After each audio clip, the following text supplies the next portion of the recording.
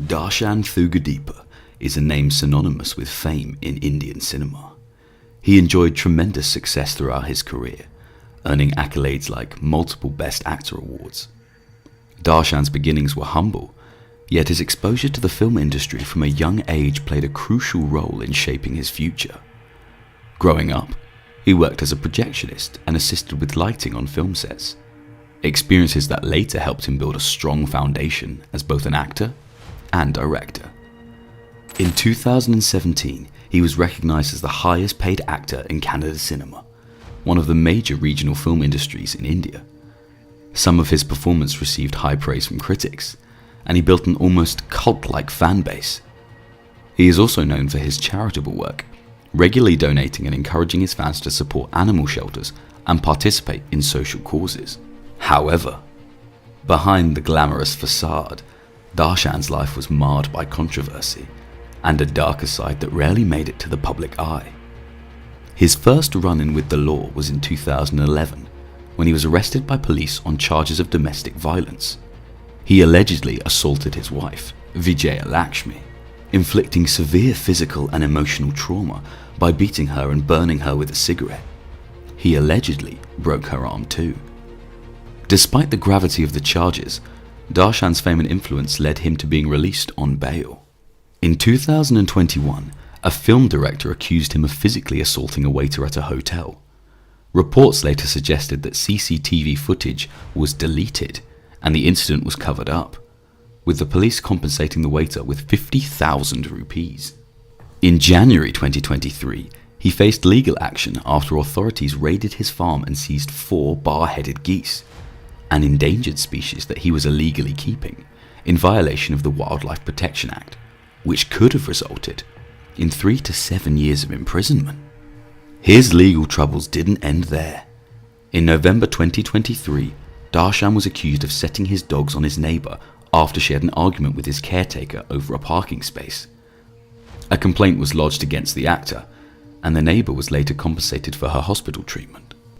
Despite these controversies, his troublesome marriage and his rumoured affair with actress Pavitra Gowda continued to make headlines. He met Pavitra on a film set and developed a close bond with her, as his marriage to Vijaya Lakshmi began to crumble. While rumours about his alleged extramarital affair swirled for years, they were often dismissed by Darshan's loyal fanbase as mere gossip, since his fans were obsessed with him and Vijaya Lakshmi, and often thought of them as the perfect, ideal couple. However, in January 2024, Pavitra publicly confirmed the affair through an Instagram post, putting an end to all speculation.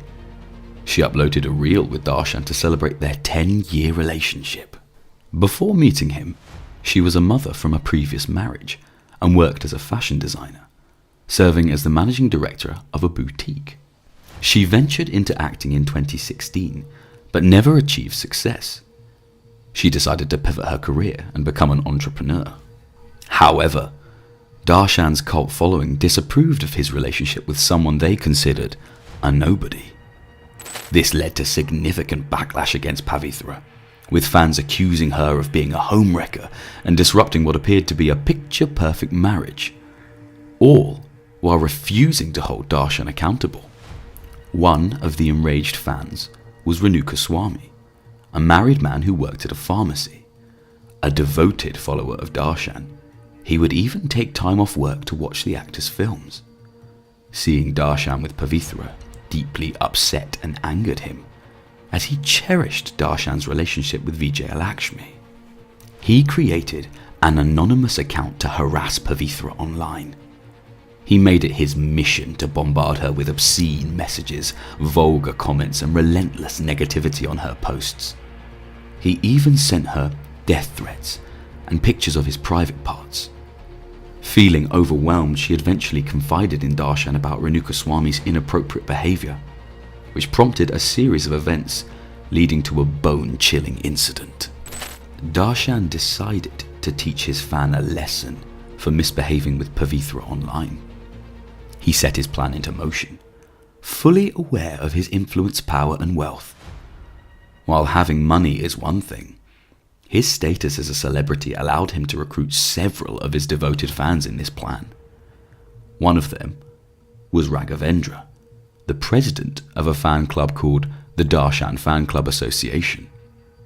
He was hired, paid a significant amount of money, and had a single mission: to lure Renukaswamy to a specific location.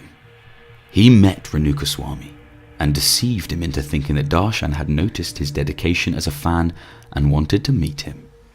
He promised that Darshan would even take selfies with him. As Renukaswamy set out for what he thought would be the meet and greet of a lifetime with his favourite actor, he was shocked to find himself in an unfamiliar place instead of the actor's home. What happened next was terrifying. Darshan and his accomplices attacked him, brutally beating him and leaving him with fatal injuries. Pavitra was present during the ordeal. Renukaswamy was tied up and taken to a shed, where he endured severe physical assaults with sticks and multiple instances of electrocution. He was fed non-vegetarian food, even as he pleaded with them that he was a vegetarian. He succumbed to his injuries on June the 7th, 2024. The official report struggled to determine the exact cause of death, as any one of the brutal assaults could have been the final blow. The battered body was transported in a goods vehicle and then an SUV, both of which were later seized by the police and are now held as forensic evidence. Darshan may have thought that was the end of it. However, just 2 days later, authorities discovered Renukaswamy's body with extensive injuries near a drain. A guard stumbled upon the body, setting off a chain of events that would ultimately lead to the downfall of one of India's most famous actors. The following day, 4 individuals confessed to the murder, claiming it stemmed from a financial dispute. It quickly became apparent that these were inexperienced young men who had been paid off, as their statements didn't align. And further interrogation revealed Darshan's involvement in the plot. One of the suspects, Deepak, had initially devised a scheme for Darshan to evade justice. 4 men were offered a huge amount of money to take the fall in Darshan's place. However, this plan couldn't hold for long.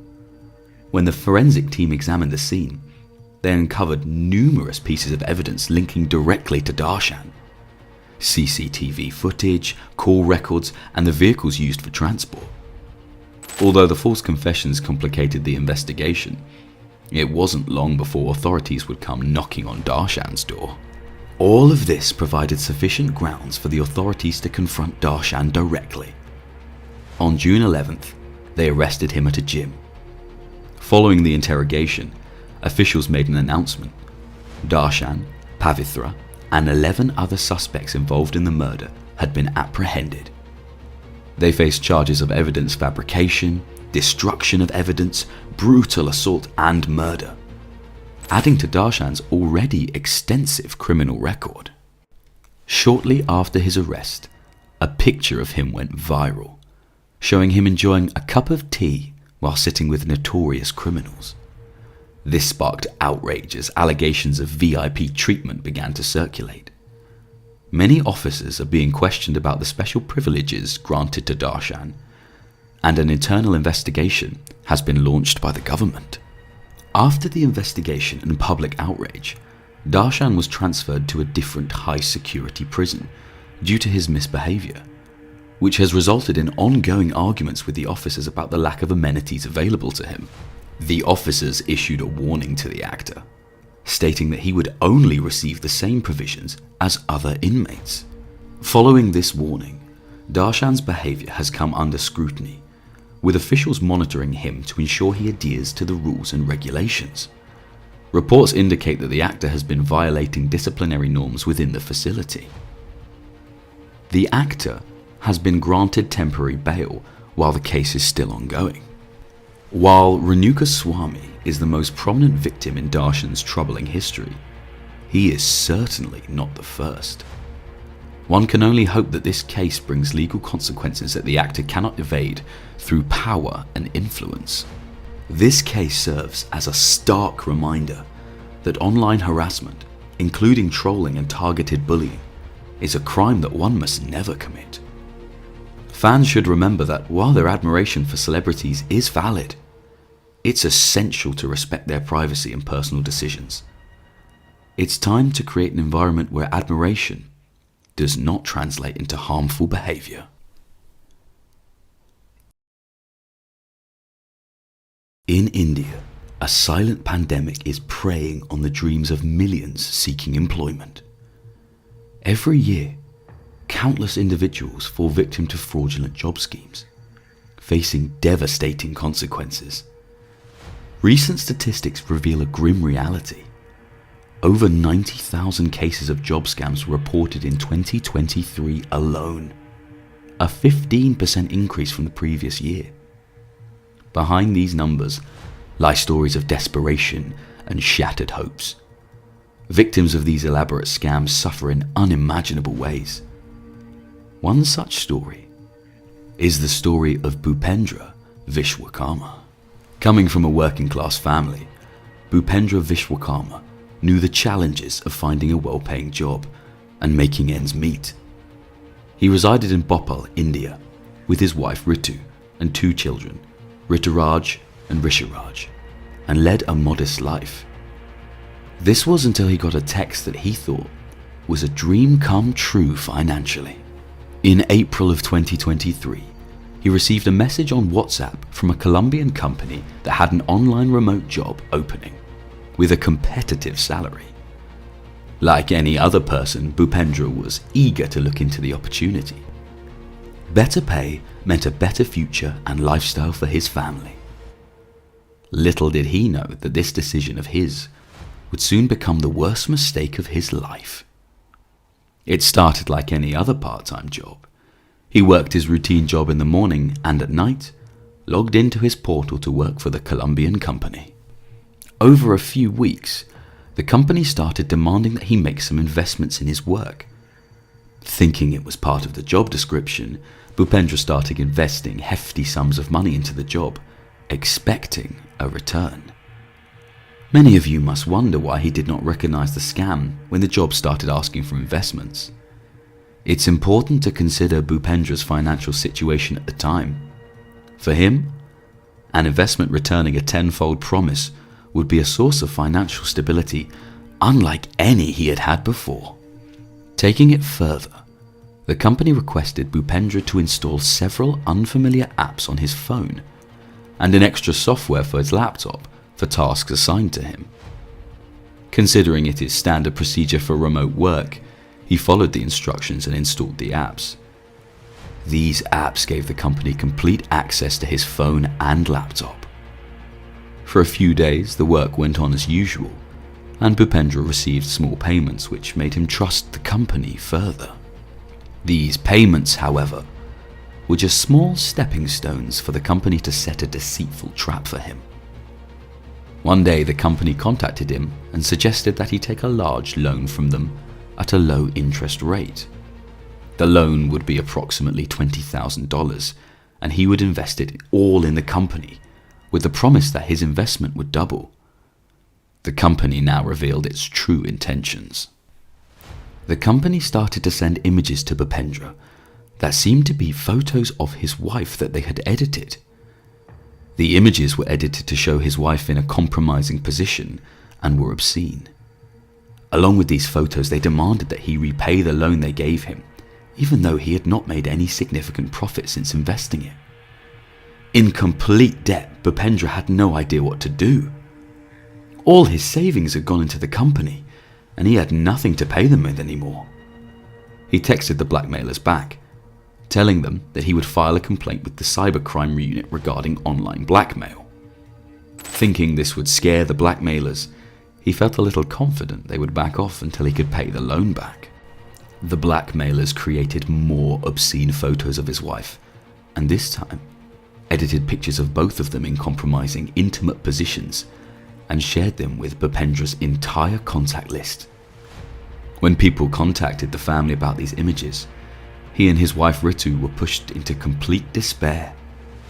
Not only was their personal life violated, but they were humiliated in front of their entire social circle. The last straw was when the hackers took it beyond the family and edited photos of Bhupendra's current boss in similar obscene positions and shared them again. With this, the family's image in their social circle was tarnished entirely. Desperate and heartbroken, he tried to file an official complaint in the cybercrime unit in his area. Upon reaching the office, he waited for hours, but no on-duty officer filed a report on his behalf. He contacted a lawyer, hoping this might speed up the process and protect his family from being blackmailed further. Every lawyer he met with said they would need time to assess the situation. This broke him because time was the one thing the family did not have. Defeated, Bhupendra and Ritu took matters into their own hands.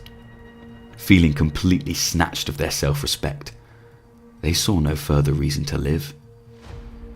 In a tragic turn of events, they posted this family photo to their social media captioned, "This is our last picture. We will not be seen now." Right after posting the family photo, the couple gave their children soft drinks spiked with poison, effectively killing them both. Right after that, Bhupendra and Ritu hanged themselves. On July 13th, the police discovered the dead bodies of Bhupendra and his wife Ritu, alongside the bodies of their 2 children, along with a 4-page long suicide letter. Part of the heart-wrenching letter read, "All my family members were in trouble because of one mistake, and I would apologize to all of them. I was doing a job for an online firm that offered money, but later I realized I was in a debt trap. I want to apologize to my family and parents. Please forgive me. Me and my wife in this small family cannot leave anyone alone. My children are also in trouble. That's why I'm taking them along with me. I apologize once again." Currently under investigation, 5 individuals have been arrested under suspicion. This case is a horrifying example of how these modern-day job scams continue to destroy lives of innocent people. Stay safe, stay aware, stay vigilant. It's the 1st of February 2021. Everything is normal in Devinder Sharma's house in New Delhi. However, that was soon about to change, and his life of joy was about to turn into a nightmare, orchestrated by someone very close to him. Priyanka, Devinder's daughter, started to have severe stomach cramps. Her body began becoming numb, and her health started to deteriorate severely. Concerned for his daughter's health, he admitted her to the hospital. Though the treatment started immediately, it brought no relief to Priyanka. The pain only increased with time. By February 3rd, Priyanka's stomach pain had gone to unimaginable heights, and seeing the inefficiency of the hospital's treatment, she was admitted to a specialty hospital. Her treatment began immediately, but despite increasing pain, doctors found no clear symptoms or abnormalities in her tests. Her condition worsened, leaving her body numb and rigid, yet no cause was identified. With no answers, she tragically passed away on February the 15th. Her sudden and unexplained demise left her family in shock. But the mystery didn't end there. A week had passed, and the Sharma family was still mourning when suddenly, Devinder's wife, Anita Sharma, started to have severe stomach aches, similar to her daughter's. But she wasn't alone. Devinder himself began to have a similar pain, and even his hair started to fall out. What was happening to the Sharmas? Strangely, their maid fell under this condition too. All 3 were hurried to the hospital, but no one suffered more than Anita. Her health was declining at an alarming rate, yet no one could explain why. Even the top specialists at the hospital found nothing unusual in her reports. On paper, everything seemed normal, but her worsening symptoms and frail physique told a different story, one of unbearable pain and helplessness. As days passed, something unexpected happened. Devinder and the maid began to recover, their conditions improving significantly. But for Anita, there was no such relief. Her suffering only grew, and unlike the others, she showed no signs of getting better. On the 4th of March 2021, Devinder got a call from his eldest daughter, Divya's husband, Varun Arora, that his daughter's health had suddenly become adverse. Her condition was so severe that anyone who saw her couldn't fathom what could have caused such damage. She was rushed to the hospital, but due to unexplained neurological complications, she slipped into a coma on March the 6th. It felt as though disaster had struck the Sharma family from every direction. First Priyanka, then Anita, and now Divya. Devinder's life was continuously on a steep downward slope with no hope that things would return to normal. Even the medical director of the hospital was starting to realize the abnormalities of this case. All members faced similar symptoms, but no one's report highlighted the cause. Fearing the worst, doctors conducted heavy metal tests on all patients of this unknown disease, and what they found was truly horrific. Thallium is used in manufacturing and is a key ingredient in rat poison.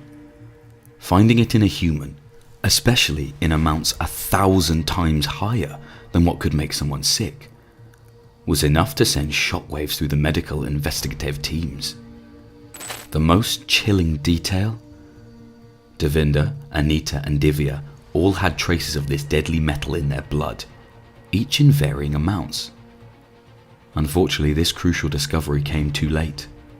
Just a week after this revelation, Anita succumbed to the relentless agony she had endured for days. How did thallium end up in their bodies? No one in the family worked with this substance, and it had long been banned from public use in rat poison. This meant someone with knowledge of acquiring a restricted toxin, legally or illegally, was responsible. But who? As Devinder retraced events leading up to Priyanka's illness, one detail stood out. Someone had visited just a day before it all began. On the 31st of January, Varun Arora had shown up at the Sharma's house, which shocked everyone, including his wife Divya, who had been at her parents' house for a few days with their 2 children, since Varun rarely visited their home. But this time was completely different. Not only did Varun visit his in-laws, but he also brought cooked fish with him. Though this was highly surprising, and the family did think of this sudden change of behaviour, their happiness of realising that the family could bond stronger through such gestures blinded them to their unforeseen danger. He served the dish to everyone with love and affection. Since the children already had their meals, they didn't eat, and Divya was not home then. That evening, Divya returned home to an unexpected sight. Varun was unusually affectionate, his demeanour warm and loving. He served her fish, and for a brief moment the family shared a sense of happiness. By nightfall, Varun, Divya and their children had returned to their home. The next day, Priyanka's health took a sharp turn for the worse. It was then that Devinder recalled something odd. Varun himself had not eaten the fish. His excuse? He had attended a comedy show earlier that evening and laughed so much that his jaw was aching. A ridiculous explanation, but at the time, no one questioned it. As Devinder pieced things together, only one name stood out: Varun. Was he truly behind this? If so, what drove him to such an act? And if not, who would go to such lengths to frame him? The puzzle was finally beginning to take shape. A report was filed against him, and on March the 24th, he was arrested for investigation. Meanwhile, Anita's autopsy confirmed the presence of thallium in her blood, and traces of the poison were discovered at Devinder's home. Police seized Varun's mobile and laptop, but he had already wiped them clean. He had deleted his browsing history, thinking it would erase any evidence. But the police swiftly recovered the erased data, and what they found left them stunned. He had searched how to make someone very sick. Not only that, Police found small amounts of thallium at Varen's house. But how did a deadly substance get bought by a civilian, since the government banned it? It was transported from company to company and was used in the manufacturing of electronics and optical lenses, and Varen's business fell under no industry among them. Plus, the government doesn't just allow these businesses to obtain and use thallium. They were required to provide official documents, and the government would grant them a license after several other legal formalities. Though the media hinted and even spread fake information that Varen had purchased the substance from the dark web, that was far from the truth. Varen was well aware of the legal hurdles he would face in obtaining thallium through official channels. To bypass them, he devised a plan. He needed to create an alias. Coincidentally, Devinder Sharma's brother, Suresh Sharma, owned and operated Lord's Homeopathy, a well-established clinic. This presented him with an opportunity, and he skillfully forged company documents and submitted them to pharma affiliates Analytics and Synthetics, creating a convincing front to acquire thallium. Using his mother, Gia Aurora's bank account, he successfully placed an order for 25 grams of the deadly substance. Unbeknownst to him, Suresh had no idea that his company's name was being exploited for such a sinister purpose. Likewise, the pharmaceutical company remained completely unaware that the recipient of their shipment wasn't a legitimate business at all. The substance was ordered to Varen's maternal uncle's home and received by the security guard there. However, Varen did not tell the guard or his maternal uncle what was in the parcel, and they also did not think much of it. The truth was finally out. Varen's meticulous plan was in the spotlight, and surprisingly, he confessed to the crime. But the reason he gave was absurd and far from the truth. He said his real estate business faced tough times, about which his in-laws and wife would taunt him. But soon, he confessed to the actual truth. In 2009, Divya married Varun, and the couple was living their best life. They had everything: a stable income, a grand home in a prestigious neighborhood, but what they longed for most was children. After 6 years of trying, they turned to IVF, and in August 2016, Divya gave birth to twins, a son and a daughter. Their family felt complete. But in 2020, tragedy struck when Varen's father, Chanda Lal, passed away. Just 3 months later, Divya conceived naturally, a shocking surprise. During a routine checkup, doctors discovered severe complications that made carrying the pregnancy as life-threatening. To protect her health, they advised an abortion. She was already a mother of 2, and risking her life for another child was unthinkable. Yet not everyone saw it that way. When Divya chose to terminate the pregnancy, Varen and his mother reacted with uncontrollable rage. Their sudden shift in behavior was so extreme that Divya struggled to recognize the people she had once called family. The mother and son became obsessed with the belief that this unborn child was the reincarnation of Chanda Lal, as the due date coincided with his birthday. This conviction pushed them to the brink of madness. Varun became violent towards Divya, while his mother took every opportunity to belittle and humiliate her. Fearing for her safety, she confided in her family. With their help, she secretly went through with the abortion. When Varun discovered what she had done, and that her family had aided her, his fury turned into an unquenchable thirst for revenge against Divya's family. At first, he considered using mercury or lead, both deadly and easily accessible. However, their rapid effects and high traceability made them risky choices. Instead, he turned to a far more insidious poison: thallium. Thallium, on the contrary, kept Varen off the charts for a long time, since it could not be detected in a normal blood test. Though Divya had eaten the poisonous fish, perhaps it did not contain a high amount of thallium, since she started to have mild symptoms first. This prompted Varen to place another order on 1st of March. It seemed like getting rid of her had become his life's purpose, which sadly succeeded on the 9th of April. Divya died after suffering and fighting thallium, while being on the ventilator for countless days. After all the pain and suffering Devinder and his family endured, the least they deserved was justice. Yet despite overwhelming evidence against Varun, what should have been a swift death sentence turned into a chaotic legal battle filled with unexpected twists. Varun was charged with the triple homicide of Priyanka Sharma, Anita Sharma and Divya Sharma. However, the magistrate refused to include Priyanka's death, as her medical reports listed rabies, not thallium poisoning, as the cause. The doctors had failed to test for thallium, misdiagnosing her symptoms as Guillain-Barré syndrome or rabies. Since Priyanka had never been bitten by an animal, the court suspected the doctors had falsified the report. Outraged, Devinder demanded an investigation into Dr. Atal and Dr. Rahul for allegedly covering up the truth. However, his request was denied due to the absence of a post-mortem report. Undeterred, he took his fight to the Delhi High Court. Meanwhile, the case took another shocking turn. It was revealed that after Varun's arrest, he ingested a small amount of thallium, an attempt to feign innocence and claim he had also consumed the poisoned fish.